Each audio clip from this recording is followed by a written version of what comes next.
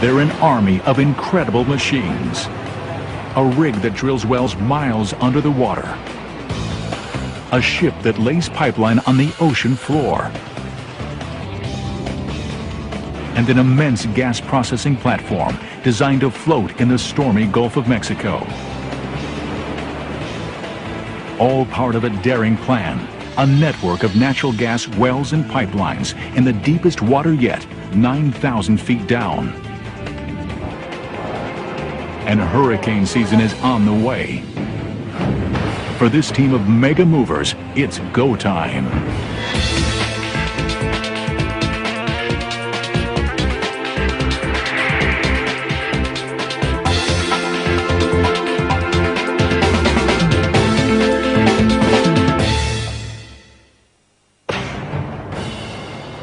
The Gulf of Mexico. Beneath these waters lies some of the world's richest natural gas fields. Now, an ambitious plan is underway to harvest that energy from the ground. It's called the Independence Project. The goal? Drill wells and lay pipeline to get the natural gas to a central processing platform and then to shore where it's sold. Natural gas networks have been around for a long time. Okay, coming down. But no project's ever been attempted in waters this deep. For years, thousands of underwater wells have lined the shallow waters of the Gulf of Mexico. They supply 20% of the natural gas to cook and heat homes in the United States. But the demand continues to grow, and the wells in the Gulf are already working at capacity. Energy companies have long known that gas reserves existed in the Gulf's deep water. But the technology didn't exist to drill here, beyond the continental shelf and 9,000 feet down until now. It's the most daring effort yet in the race for more energy from the deep sea. A team of mega machines has been hard at work for months, building a vast deep-sea gas network. They have 5 main challenges. Drill 15 wells through nearly 2 miles of water and almost 3 miles of sea floor in an 1,800 square mile gas field. Lay pipeline connecting each well to a central processing platform. Install cables along the pipeline so that engineers on the platform can control the flow of gas from each well. Drive massive pilings to anchor the central processing platform to the ocean floor. And finally, build a huge pipeline to deliver the gas from the processing platform 135 miles to land.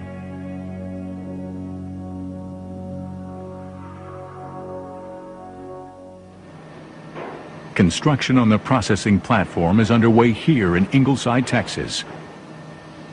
Once it's installed in the open ocean, this platform will be the hub of the network, purifying the natural gas and sending it back to shore.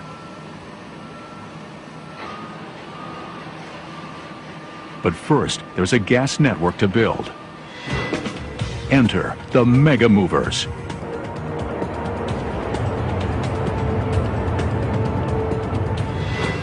The Deepwater Millennium will tackle the first job, drilling the wells. Next, the Lorelei will build a network of pipelines to connect the wells to the central platform.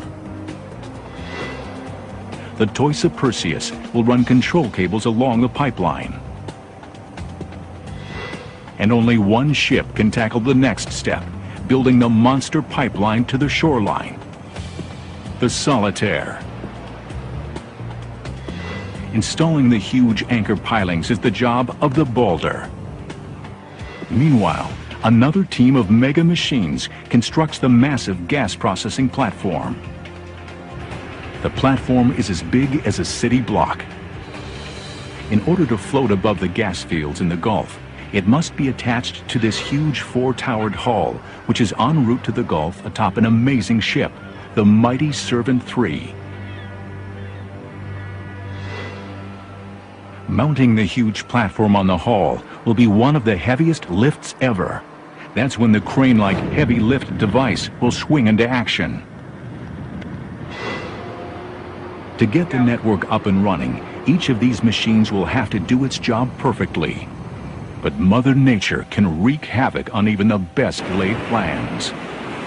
The Gulf of Mexico is notorious for powerful storms, and summer is peak hurricane season. 7 major storms made 2005 the worst hurricane season on record and the most devastating in memory. This year could be even worse. The first job is getting the gas wells up and running. Months ago, the Deepwater Millennium drilled wells for this project. The ship's drill pipe reached 9,000 feet down to the sea floor and dug in. Then it punched through another 3 miles of sea floor to reach pockets of natural gas. An incredible 5 miles below the water surface. Now, the Deepwater Millennium will answer the $2 billion question. Will enough gas flow freely to make this well worth tapping?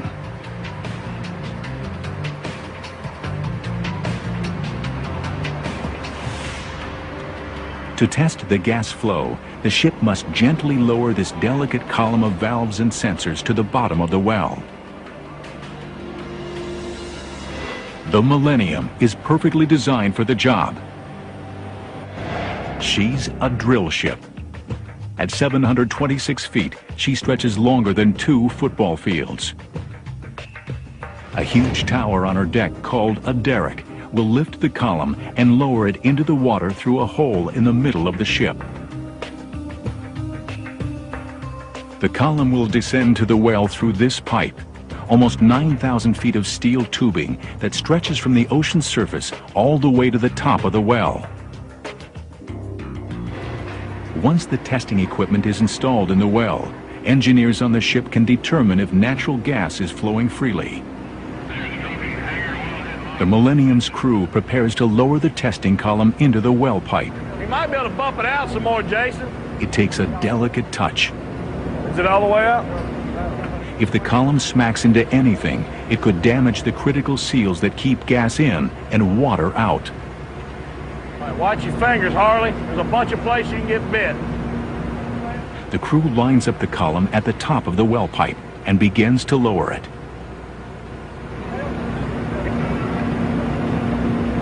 I got buckets there. Oh. But suddenly, it stops descending. A jammed column could mean costly delays. If we change that assembly out, then you're probably looking at 10 to 12 hours. Get ready to tell him to stop. If we start stroking his lock, man, I don't want him to stop. Stop. Stop.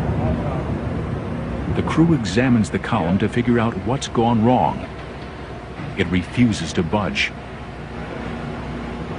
They try to gently wiggle the test column. That's it. You got look. What you got to do is you got to push it that way. Starting now. You want to watch this lock mandrel? There it goes. We got it. That does the trick. All right.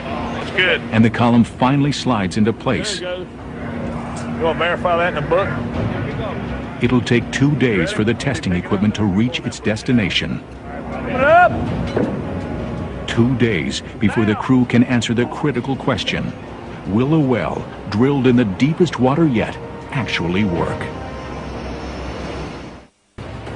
The Deepwater Millennium hovers above a gas well in the Gulf of Mexico. After several setbacks and delays, the crew gets the sign they've been waiting for. The testing equipment has reached the well, 9,000 feet down.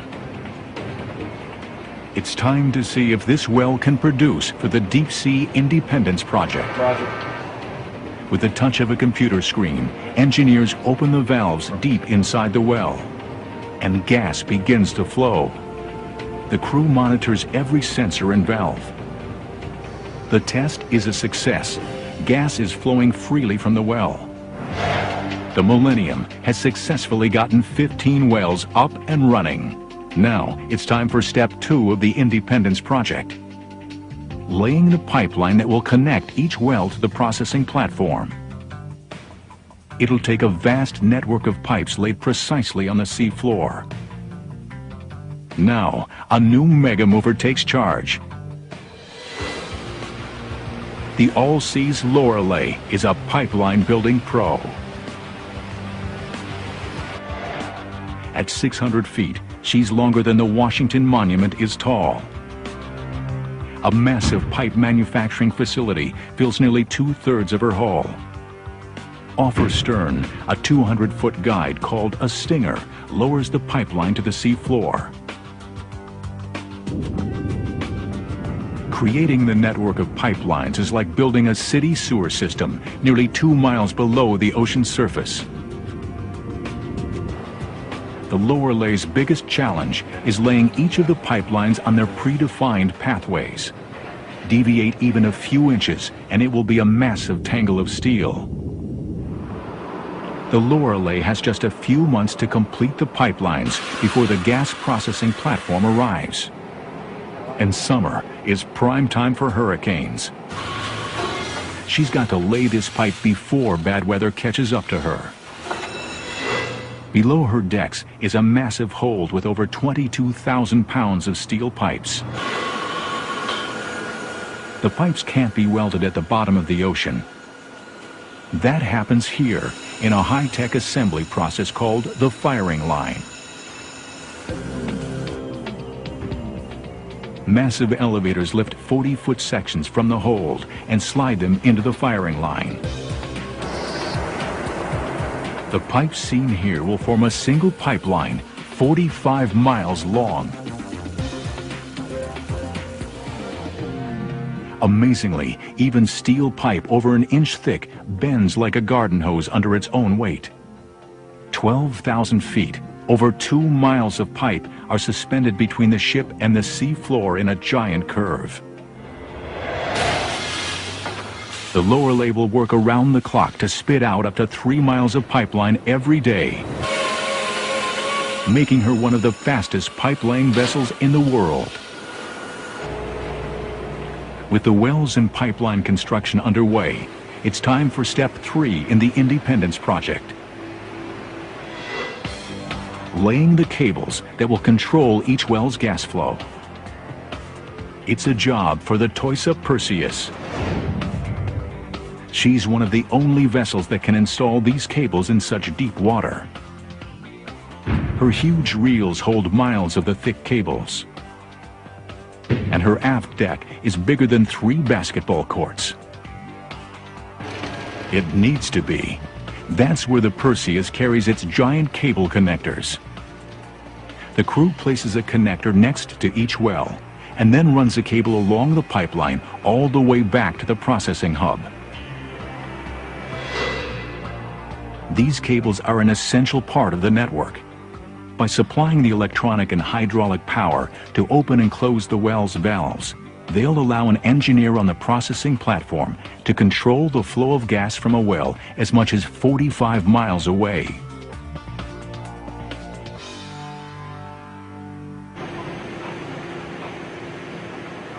The first step is to carefully spin the cable out of the hole. Below deck, this massive reel holds the longest control cable of the project. 13 miles long, weighing 1,200 tons, the weight of 700 automobiles.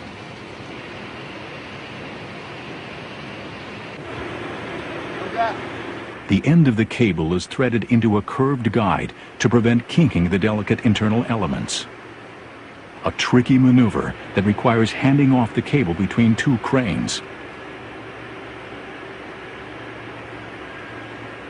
Safely in the guide, it's lowered to the deck. The crew attaches a stabbing pin to the end of the control cable. Now, they must lock the pin into the connector already installed on the sea floor. It's like putting a plug into a socket, except that the cord is nearly 2 miles long. Two huge tensioners close in on the cable.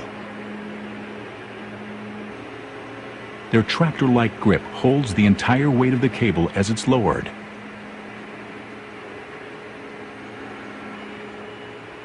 It's a straight shot through a hole in the middle of the ship, 9,000 feet down.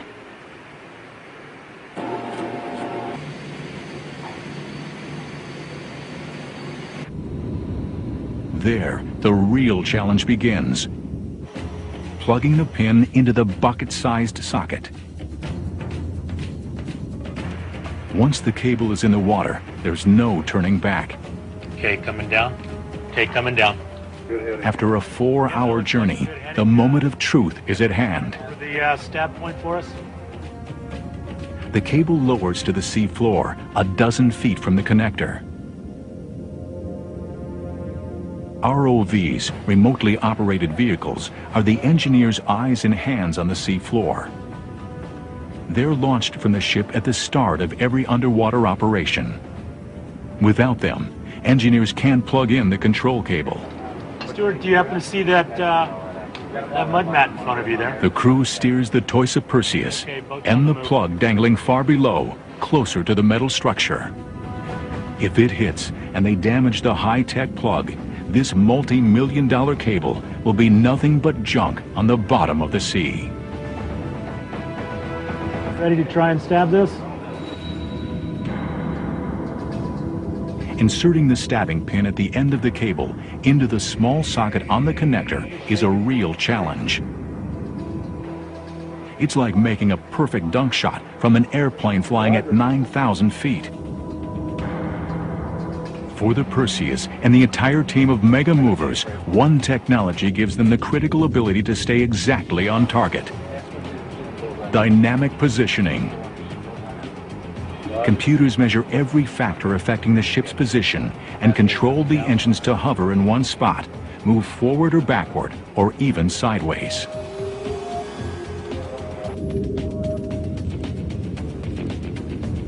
Fly it over the stab point for us. On the bridge of the Perseus, the crew relies on an ROV, a remotely operated vehicle, to guide the stabbing pin toward her target. Then it clockwise 94. It's in, but something's wrong. It won't lock. Oh, and just put it on the swivel plate and tried to push the swivel plate around. The stabbing pin is turned out of position, and there's nothing the ROV can do to turn it back. Without a perfect connection, this cable will be useless.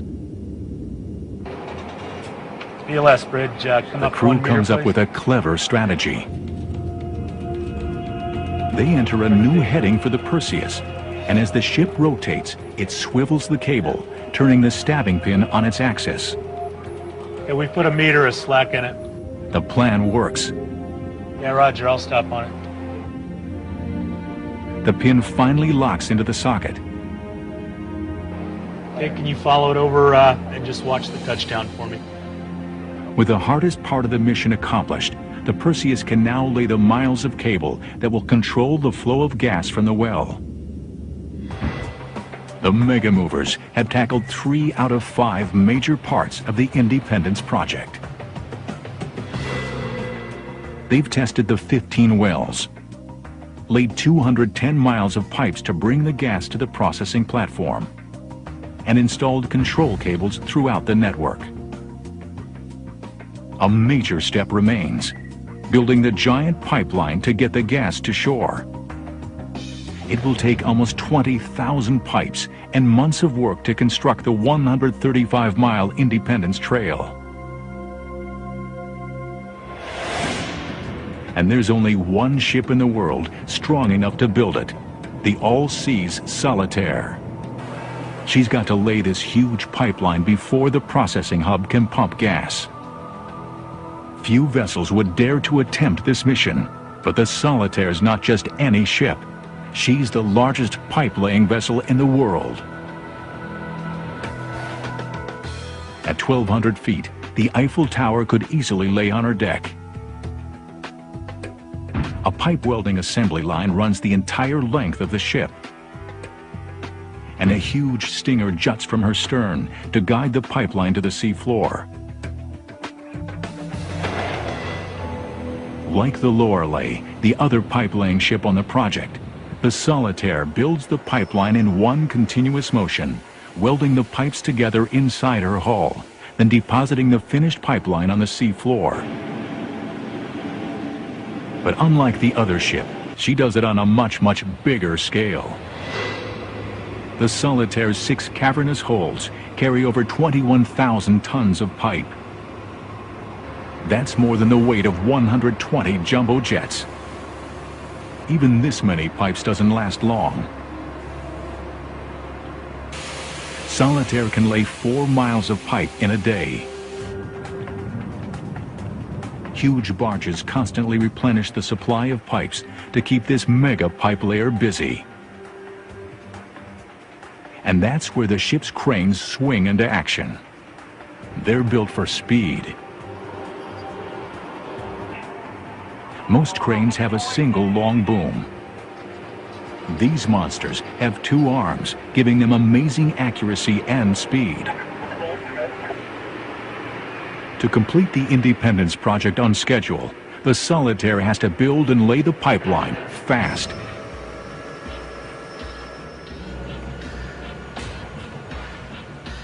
First, the crew mills the pipe's ends to provide a smooth, clean surface.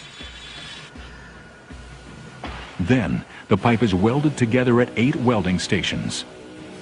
Each weld adds more strength to the joint. A special drone even welds the seam inside the huge pipe.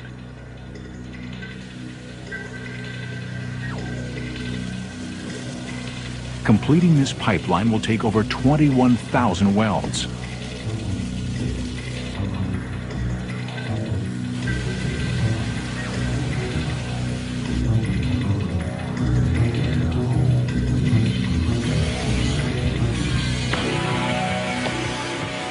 When every station is ready, a bell rings, and the pipe seems to move out the back of the ship and into the sea. But that's not what really happens. Miles of pipe on the sea floor connect directly to the ship like a massive anchor. Huge tensioners like tractor treads squeeze the pipe to hold it or let it out. When the pipe moves through the firing line and then into the sea, it's really the ship that creeps forward on the new pipeline growing in her belly.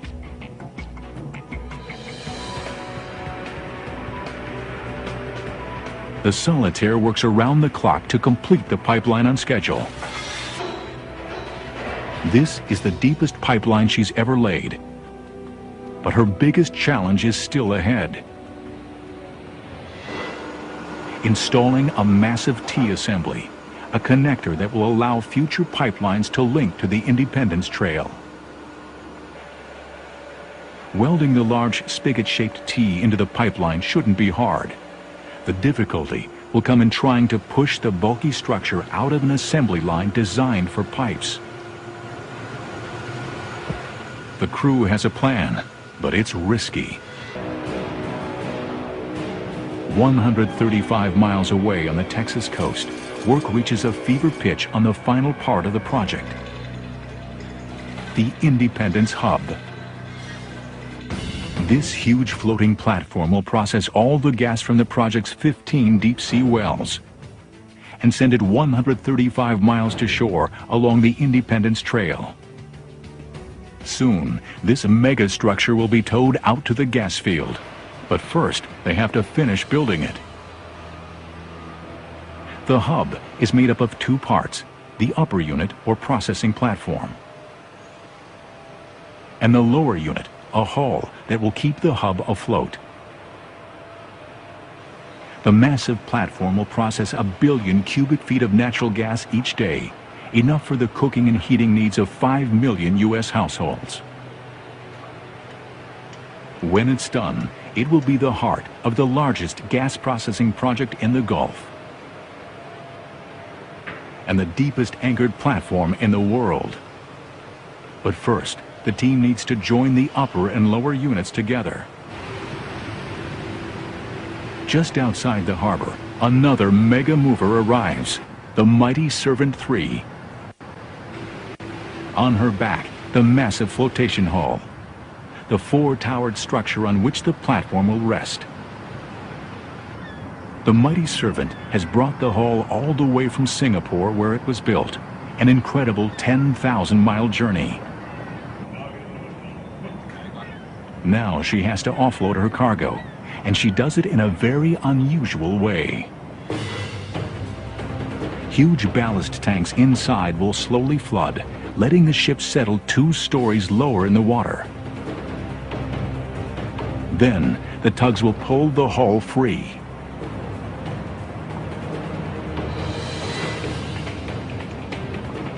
It's a simple but dangerous process. Both the ship and its cargo can quickly become unstable. And the huge towers of the hull can catch the wind like sails.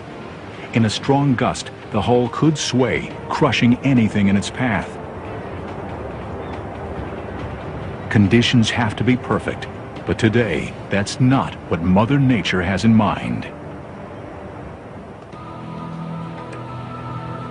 Out in the Gulf of Mexico, the Solitaire is about to tackle a critical part of the Independence Gas Project. The ship's already laid miles of pipeline called the Independence Trail to bring processed gas to shore. Now it has to install a massive T so that future pipelines can hook up to the Independence Trail. First, the crew must weld the T into the pipeline, but there's a problem. The joint between the pipeline and the T has to be lined up perfectly, and the tool used to align the joint is jammed inside the T, bringing the entire operation to a screeching halt. While the rest of this massive factory waits, engineers scramble to free the alignment tool. Yes, you can't pull it by hand. We'll put a winch on it, pull it on through. Bust that one around up like this. A chain hoist and manpower does the trick. The Solitaire is in business again, and the T moves down the firing line. Now is when the operation gets dangerous. As the pipeline exits the Solitaire's hull, 3 powerful clamps called tensioners bear its weight. They hold the massive strain of nearly 2 miles of pipeline hanging between the ship and the sea floor. But to let the huge T pass, each tensioner or clamp has to be opened one at a time. And all the weight of the pipeline, 655 tons, is shifted to only 2 tensioners. If one fails now, hundreds of feet of pipe will whiplash through the ship on its way to the sea floor. The Solitaire starts to move the T through the firing line. The first of 3 tensioners opens. All eyes watch as the T inches forward.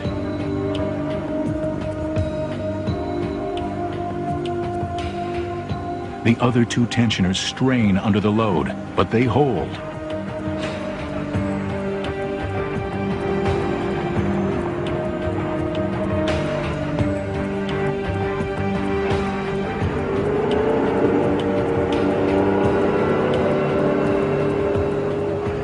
Twice more, 1 tensioner opens, and the entire strain of the pipeline is held by the other 2.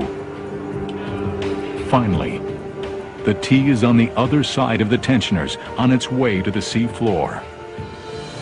It's a major success for the Solitaire, bringing the ship one step closer to building the pipeline on schedule. On the Texas coast, the huge gas processing platform and the hull that will float it must be joined together. But first, the team has to get the hull off this ship, the Mighty Servant 3. This mega cargo ship offloads by sinking, letting her cargo float. For the last few hours, a strong breeze has made it too dangerous to move the hull, but finally, the wind has died down. Now the tricky business of sinking the Mighty Servant 3 begins. The hull's massive towers jut up like 4 huge sails. Every time the wind kicks up, the massive structure strains against the mooring lines with tons of force.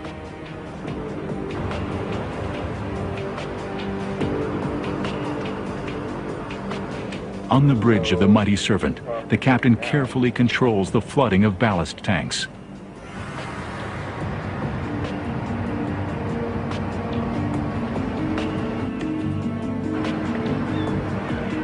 Over the next 10 hours, his ship slowly sinks into the harbor.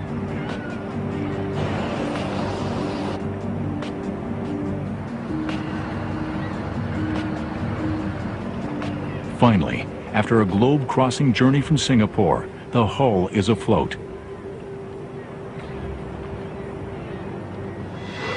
Now it's time for a mind-boggling lift. The gas processing platform is as big as a city block and weighs almost 9,000 tons. The crew will have to hoist it 200 feet into the air and strategically lower it onto the hull's support pillars. It's like lifting a 500-foot warship. There's only one machine for the job, this Heavy Lift Device, or HLD. It's one of the largest of its kind in the world. The first step is to slide the topsides along this skidway and onto this barge. It'll take 2 huge winches and a little lubrication. These men in the white overalls are applying the grease on top of the Teflon skidway. We call it pumpkin wax. It's kind of pumpkin colored, but it's gooey, it's sticky. And my wife says every time I walk by it, it attaches itself to me. The winches turn, and the 7-story platform begins to move.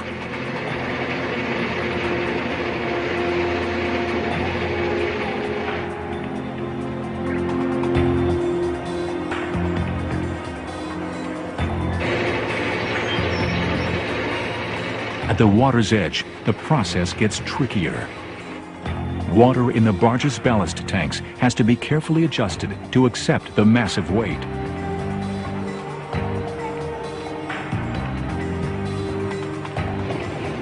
It takes 8 hours, but finally the platform is on the barge.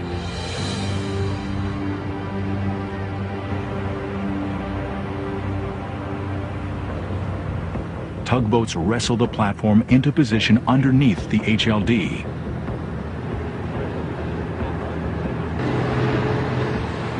And the crew attaches huge A-frames to lift it. But high winds kick up again.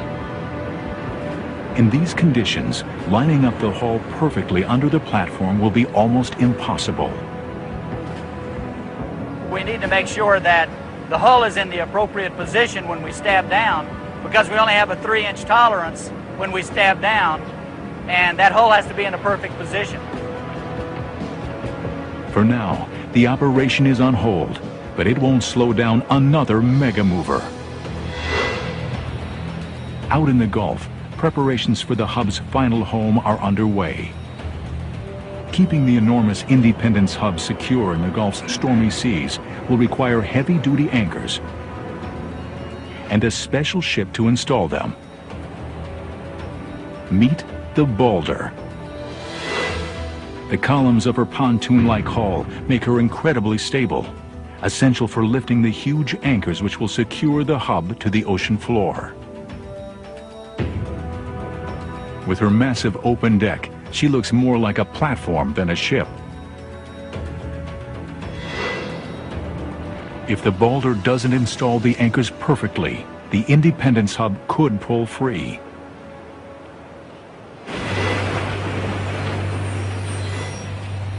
That's what happened to this hub. Thunder Horse was the biggest hub in the Gulf until Hurricane Dennis ripped it from its moorings. To make sure this doesn't happen to the Independence hub, engineers are installing 12 permanent anchors called suction pilings. A 2.5-mile long cable will connect each piling to the floating hub. The Balder's challenge? Place each piling at exactly the right spot and perfectly level nearly 2 miles down. If she succeeds, these will be the deepest pilings ever installed. She'll need her cranes, some of the most powerful afloat, to pull it off. Together they can lift 7,000 tons. But it's not just about brute strength, it's also about precision. The Balder's 7 engines help keep the ship right on target. And staying in position is the name of the game, especially when you're installing pilings this big. Each weighs over 200 tons, as much as 5 tractor-trailer rigs. They're each 88 feet long and 18 feet in diameter. Securing them is a process that takes perfect coordination of the cranes, the engines, the winch, the remotely operated vehicle, and the crew on deck. Barges bring the pilings to the ship. Cranes lift them on board and set them down very gently. The crew attaches a harness and chains for the lift.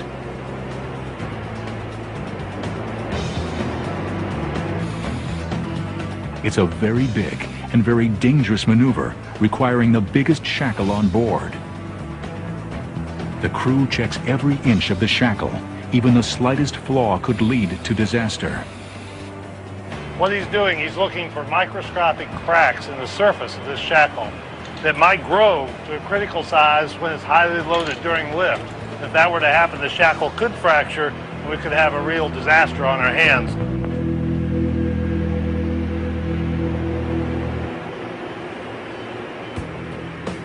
The 2 cranes lift the piling to turn it on end. It goes without a hitch, and the piling lowers over the side of the Balder. On the bridge, the crew monitors every movement. If the Balder isn't level, or if she begins rocking, the huge piling could become a wrecking ball, crashing into the deck or punching a hole in the ship. With all that weight over one side of the ship, you'd think it could tip over. But back on the bridge, the crew controls ballast tanks in the Balder's hull to counteract the weight. The piling lowers into the sea.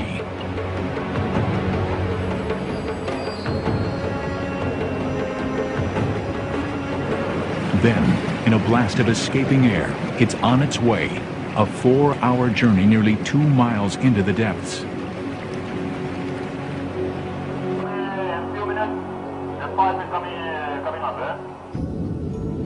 The huge anchor has to be placed within a hair's breadth of a buoy set on the ocean floor and set at the right angle. Wind isn't a problem, but currents are, and the Balder's engines strain to steady the ship. If the piling isn't installed perfectly, the massive tension of a 2.5-mile mooring line could rip it apart. The piling hangs just feet from the ocean floor. What the crew must do now is truly incredible. It's like being on top of a skyscraper and trying to put a nail on the end of a string on a certain spot on the sidewalk. ROVs, remotely operated vehicles, are the eyes of the project engineers, allowing them to inch the massive piling closer to its target.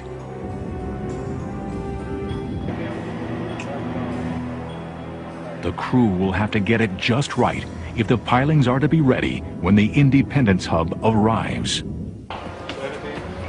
The Balder moves closer to the target, ready to install one of a dozen pilings which will anchor the Independence hub at the center of the gas field.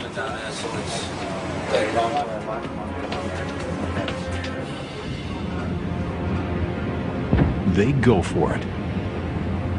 The 200-ton piling stabs into the sea floor. Does anybody have a visual on draft readings? The piling's weight drives it an incredible 45 feet down.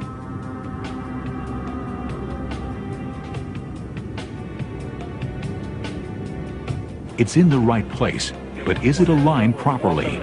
Orientation's very good. Probably about the best we've achieved thus far. Very good. Tightest one we've had. Hey guys, I was looking. The ROV moves in for step 2. It closes the valves that seal the end of the piling. Then it connects a powerful pump. As the pump sucks out the water inside the piling, the structure sinks even deeper into the sea floor. Mission accomplished, but the Balder's crew doesn't have time to celebrate. They'll work around the clock to install the remaining 3 pilings before the hub arrives. Construction of the Independence project is almost complete. The 15 wells, 220 miles of pipeline, 120 miles of control cables, and 12 mooring pilings are nearly ready for the Independence hub's arrival.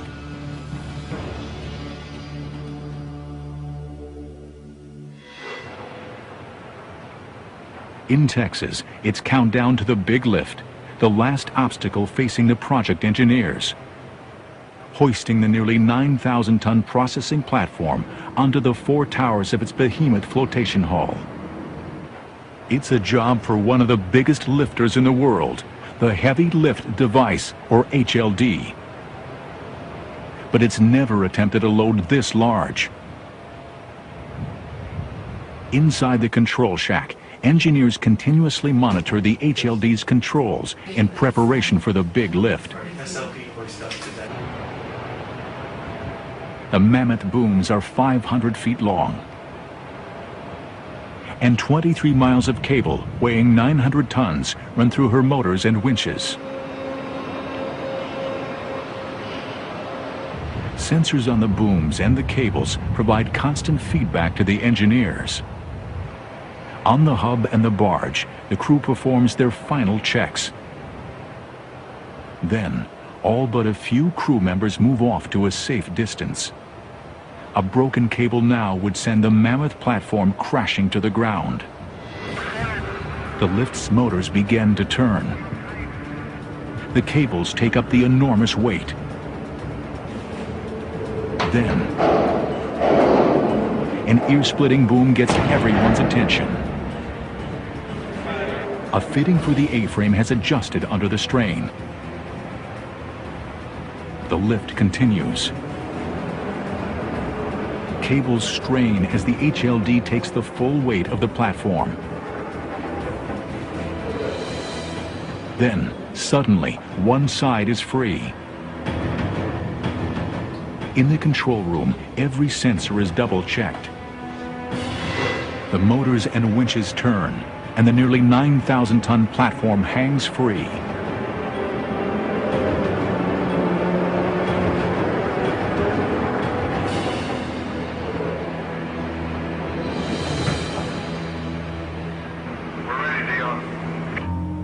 But the biggest challenge is still to come.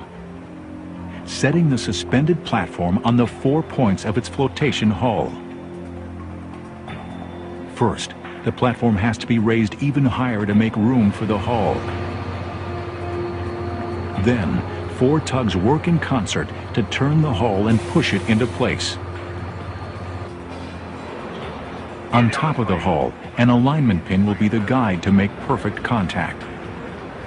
The hull has to be positioned precisely for the pin to fit inside a 24-inch diameter guide. 10 feet height from the guide to the... Now, it's up to the team leader to thread this needle and mate the platform to the hull. When yours line up, if you get there. Thick steel mooring cables connect the hull to shore. They'll control the critical position of the hull underneath the platform. The team leader communicates constantly with his spotters on the hull's towers. I'll put you in the guide. Put a swing. Easy boom, I'll put a easy swing. He directs the massive platform to come down. A twist, but With only 3 inches of tolerance, it has to be perfect. Yeah, 10-4. I don't need quite a foot to get in the guide, but that'll still work. But the alignment is off. it's turned just a hair. If they continue, the stabbing pin will hit one side of the guide, and the platform will miss its connecting points. A little more, Terry, down. All right, right there, stop. The team leader calls for the mooring cables to be adjusted. All right, Larry, booming down on the south. The platform eases down even more.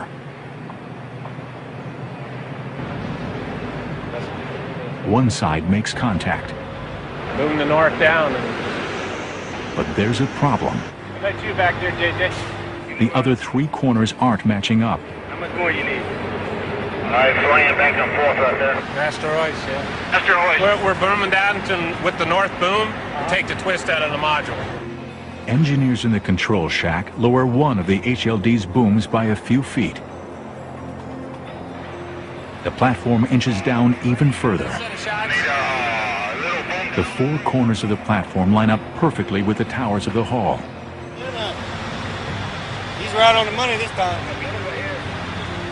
They've done it. The Independence hub is complete.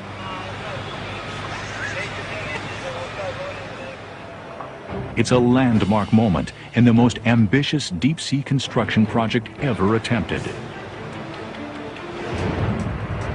Soon, the team will tow the hub into the Gulf and link it to the vast network of wells, pipes, and cables. It's the jewel in the crown of the world's deepest natural gas network. Within a year, the Independence hub will deliver 1 billion cubic feet of gas each day, thanks to a team of amazing mega machines.